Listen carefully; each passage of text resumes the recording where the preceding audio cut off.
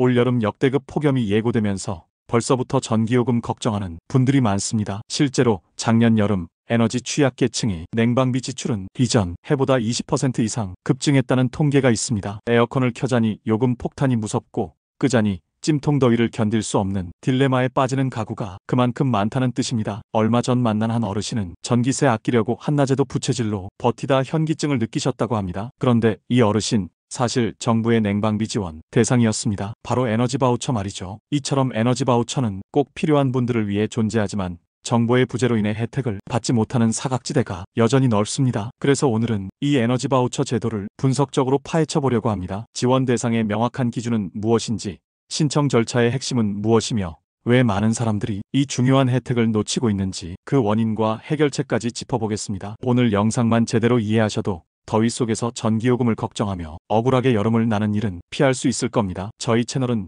여러분들의 관심과 응원 속에 쑥쑥 자랍니다. 구독과 좋아요로 힘을 실어주세요. 해마다 여름은 더 더워지고 겨울은 더 추워지는 것 같습니다. 그런데 날씨보다 더 무서운 게 있죠. 바로 전기요금, 가스요금 고지서입니다. 월급 빼고 다 오른다는 말이 정말 피부로 와닿는 요즘입니다. 특히 소득이 일정치 않은 우리 어르신들이나 몸이 불편한 분들에게 여름철 냉방비와 겨울철 난방비는 정말 큰 부담이 아닐 수 없습니다. 정부도 이러한 에너지 취약계층에 부담을 덜어주기 위해 만든 제도가 바로 에너지 바우처, 우리말로는 에너지 이용권 사업입니다. 쉽게 말해 정부에서 현금처럼 사용할 수 있는 이용권을 지급해서 전기, 도시가스, 지역난방, 등유, 연탄 같은 에너지를 구입할 수 있도록 지원해주는 아주 고마운 제도입니다. 자, 그럼 가장 중요한 것부터 알아볼까요?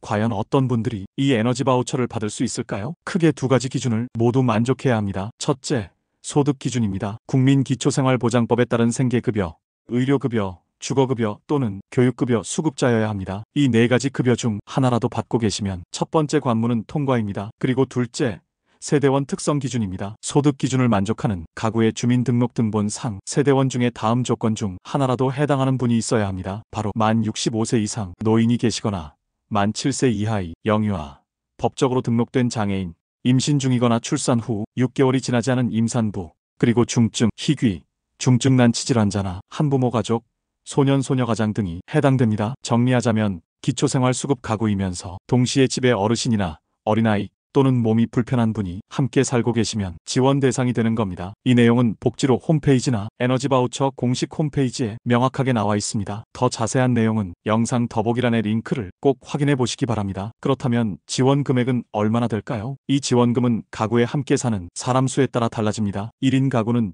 29만 5,200원, 2인 가구는 40만 7,500원, 3인 가구는 53만 2,700원, 그리고 4인 이상 가구는 무려 70만 1,300원을 지원받게 됩니다. 이 금액은 하절기, 즉 여름과 동절기, 겨울로 나누어 지급되는데요. 여름에 쓰고 남은 금액은 겨울에 모두 이어서 사용할 수 있기 때문에 걱정하지 않으셔도 됩니다. 자, 내가 대상이 된다는 걸 확인했다면 이제 신청을 해야겠죠? 신청 방법은 아주 간단합니다. 주민등록상 거주지, 면, 동 행정복지센터, 우리가 흔히 말하는 주민센터에 직접 방문해서 신청하시면 됩니다. 가실 때는 신분증을 꼭 챙겨가시고요. 만약 최근에 전기나 가스요금 고지서가 있다면 함께 가져가시는 게 좋습니다. 몸이 불편해서 직접 가기 어려운 분들은 가족이나 친척이 대신 신청할 수도 있고 담당 공무원에게 전화로 요청해서 직권 신청을 부탁할 수도 있습니다. 그리고 컴퓨터 사용이 익숙하신 분들은 복지로 홈페이지를 통해서 온라인으로도 신청이 가능합니다. 올해 2025년도 신청 기간은 12월 31일까지니까요. 아직 기간이 넉넉하지만 잊어버리지 않게 이 영상 보시는 즉시 신청하시는 걸 추천합니다. 신청까지 마쳤다면 이제 어떻게 사용해야 할까요? 사용 방법은 크게 두 가지입니다. 요금 차감 방식과 국민행복카드 방식인데요. 먼저 요금 차감은 말 그대로 매달 나오는 전기요금이나 도시가스,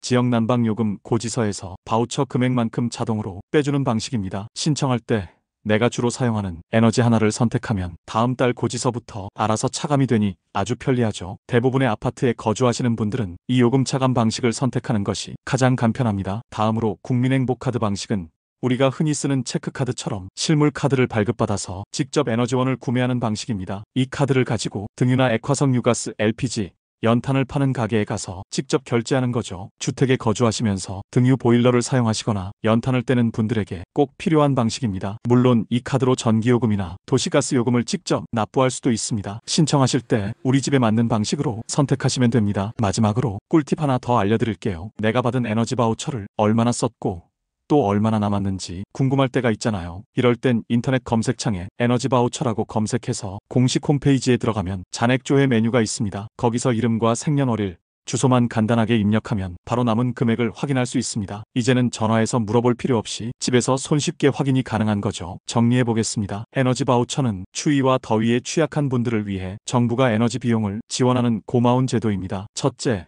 기초생활수급자이면서 동시에 세대원 중에 어르신이나 영유아, 장애인 등 조건에 맞는 분이 있다면 신청할 수 있습니다. 둘째, 신청은 12월 말까지 주민센터에 방문하거나 온라인 복지로 사이트에서 가능합니다. 셋째, 사용은 요금고지서에서 자동으로 차감받거나 국민행복카드를 발급받아 직접 결제하는 방식 중 선택할 수 있습니다. 아는 것이 힘이라는 말이 있죠. 특히 이런 복지제도는 내가 먼저 찾아보고 신청하지 않으면 아무도 챙겨주지 않습니다. 주변에 이 제도를 모르시는 어르신이나 이웃이 있다면 오늘 보신 내용을 꼭 알려주세요. 여러분의 작은 정보 하나가 누군가의 길고 추운 겨울을 따뜻하게 만들어줄 수 있습니다. 구독과 좋아요 눌러주시면 앞으로도 이렇게 피가 되고 살이 되는 유익한 정보로 찾아뵙겠습니다. 그리고 에너지 바우처에 대해 궁금한 점이나 여러분이 알고 있는 또 다른 정보가 있다면 아래 댓글로 함께 나눠주세요. 서로 돕고 나누는 따뜻한 공간이 되기를 바랍니다. 감사합니다. 구독과 좋아요는 영상을 만드는데 큰 힘이 됩니다.